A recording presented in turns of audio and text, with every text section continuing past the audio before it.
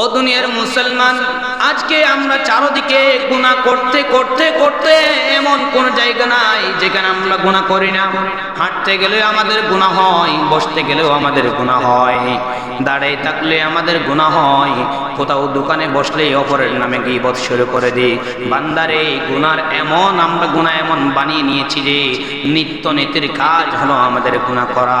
এই জন্য বলছি কিয়ামত পর্যন্ত যত মুসলমান দুনিয়াতে আসবে, উম্মতে মুহাম্মাদি যতদিন পর্যন্ত দুনিয়াতে আসবে, তাদের জন্য আমার নবী সুখবর দিয়ে গেছে, ও মুসলমান শোনো শোনো শোনো, উম্মতে মুহাম্মাদি যতদিন পর্যন্ত দুনিয়াতে থাকবে, মৃত্যুর আগ পর্যন্ত আমার নবী তাদের জন্য তাওবা করার সুযোগ করে দিয়েছেন। সুবহানাল্লাহ।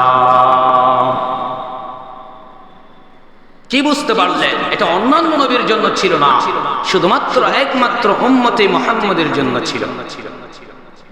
একদিন হযরত আলী রাদিয়াল্লাহু তাআলা, যাকে বলা হতো ইলমে নাহওয়ের বাপ, আনা মদিনাতুল ইলমি ওয়া আলিয়ুন বাবুহা, আমার নবী বর্ণনা করছেন আমি হলাম ইলমের শহর আর সেই শহরের দরজা হলো আলী।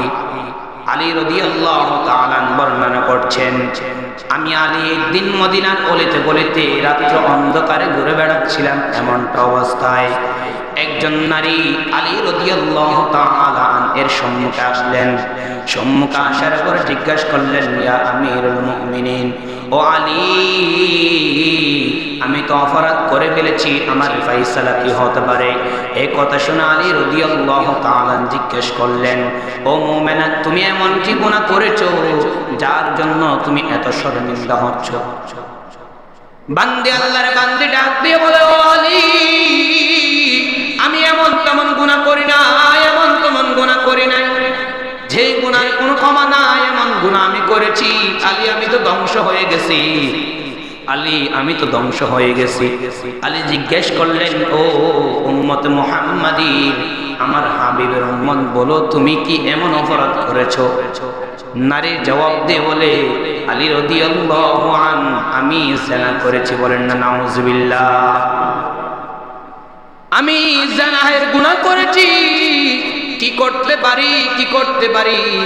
আলী রাদিয়াল্লাহু তাআলা ডাক দিয়ে বললেন, এবার নারী আরো বলেন, আমি শুধু জিনা করেছি এমনটা না, জিনা করার পরে আমার গর্ভের মধ্যে একটা সন্তান গর্ভধারণ করেছিলাম। আমি আলী সেই গর্ভধারণকৃত সন্তানটাকে নষ্ট করে ফেলেছি। বলেন না নাউজুবিল্লাহ। আলী ডাক দিয়ে বলেন, ও নারী, তুমি নিজে ধ্বংস হয়েছো এমনটা নয়, শুধু উম্মতে মুহাম্মাদের আরেকটা উম্মতকেও তুমি ধ্বংস করেছো। এই কথা শোনার পরে ওই নারী কান্না করতে করতে, রাতের অন্ধকারে কান্না করতে করতে বাড়িতে ফিরে গেলেন। বাড়ি যাওয়ার পরে এরপরের দিন আলী নিজে নিজে চিন্তা করতে লাগলেন, আমি যে ফতোয়া দিয়ে দিয়েছি, আমার নবী তো এখনো পর্যন্ত জীবিত আছে, আমার নবী জীবিত থাকতে আমি আলীকে ফতোয়া দেওয়ার। কিন্তু দেখবেন আমাদের বর্তমান সমাজে এমন অনেকে আছে, লেখা নাই পড়া নাই, আমিন আলী মাস্টার, ওষুধ নাই দাবা নাই, সৈয়দ আলী ডাক্তার, পড়া আদিনাতার ফার, পড়ে সলেকের হার, পড়ে ফজল কাদের সৈদরি, পড়ে সলে ফাদের গুড়ি গুড়ি। আছে না নাই? পড়ালেখা করে নাই, সে এমবিবিএস ডাক্তার, পড়ালেখা করে নাই, মাদ্রাসায় লেখাপড়া করে নাই, দেখবেন বড় বড় ফতোয়া প্রসব করে, দেখবেন লেখাপড়া করে নাই, দেখবেন বড় বড় মাস্টার হয়ে গেছে, তার চেয়ে বড় আলেম কেউ নাই। আরো দেখবেন আলেমকে আয়েশা তার আরো দমকাইতেছে, আলেমের বিরুদ্ধে কথা বলে, এমন অনেকে আছে কিনা? আলী বলছে, আমার নবী এখনো পর্যন্ত জীবিত আছে, আমি আলীকে ফতোয়া দেওয়ার। मैं अगर फतवा देगा मुफ्ती आजम किस लिए, अगर फतवा देगा मुफ्ती आजम किस लिए। সমস্যা মনে হয়ে গেছে, লেখা নাই পড়া নাই, সেই আজকে ফতোয়া দিয়ে দিতেছে, মুফতিদের কি প্রয়োজন? আর আমার নবী বলেছে, তোমাদের যদি কোনো মাসালার প্রয়োজন হয়, তোমার আলেম আছে, আলেমদের কাছে যাও, ফাসআলু আহলা যিকরি ইন কুনতুম লা তা'লামুন, তুমি তখনই জিজ্ঞাসা করবা যখন কোন বিষয়ে তুমি জানবা না, তখন তুমি আলেমের কাছে যাবা। আলেমের কাছে যাওয়ার পর তুমি জিজ্ঞাসা করবা আমি এই বিষয়ে জানি না, আমাকে এই বিষয়ে অবগত করেন। মুসলমান আজকে কিন্তু তেমনটা হয় না, জানি আর না জেনে টাস করে ফতোয়া ঘোষণা করে দিয়ে। কিছু কিছু দেখবেন সৌদি আরবে গিয়ে কিছু কিছু হাদিস পড়ছে, বাংলা হাদিস পড়ে আজকে মুফতি কোয়ালাই আলেমদের বিরুদ্ধে কথা বলে। ও মুসলমান, তোমার থেকে সতর্ক হতে হবে।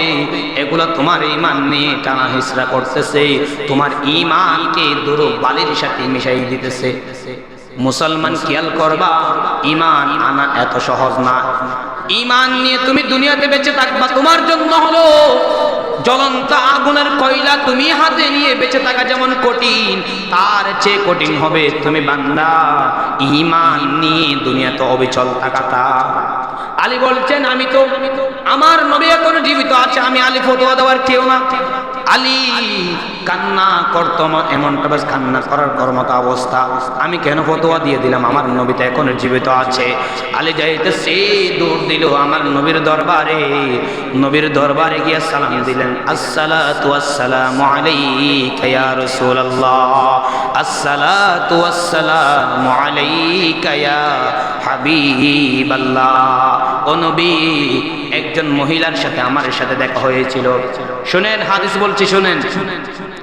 একজন মহিলার সাথে আমার সাথে দেখা হয়েছিল। মহিলা আমাকে এমন এমন ঘটনা বর্ণনা করেছে, তার একটা সন্তান হয়েছিল, জানা করার পরে সেই সন্তানকে নষ্ট করে ফেলেছে। আমি আলী বলেছি সে ধ্বংস হয়েছে এবং অপরকেও ধ্বংস করেছে। আমার নবী ডাক দিয়ে বলছেন, ও আলী তুমি ধ্বংস হয়ে গেছো, তারা ধ্বংস হয় নাই। বলেন না সুবহানাল্লাহ। এটাই আমার আল্লাহর রহমত। খেয়াল করেন আমার আল্লাহর রহমানের বর্ণনা দিচ্ছেন কেমন করে। আমার নবী ডাক দিলেন, ও আলী তুমি নিজে ধ্বংস হয়ে গেছো, তারা ধ্বংস হয় নাই, তারা ধ্বংস হয় নাই। তুমি কি আমার আল্লাহর এই আয়াত কেন তুমি কি কোরআনে পড়ো নাই?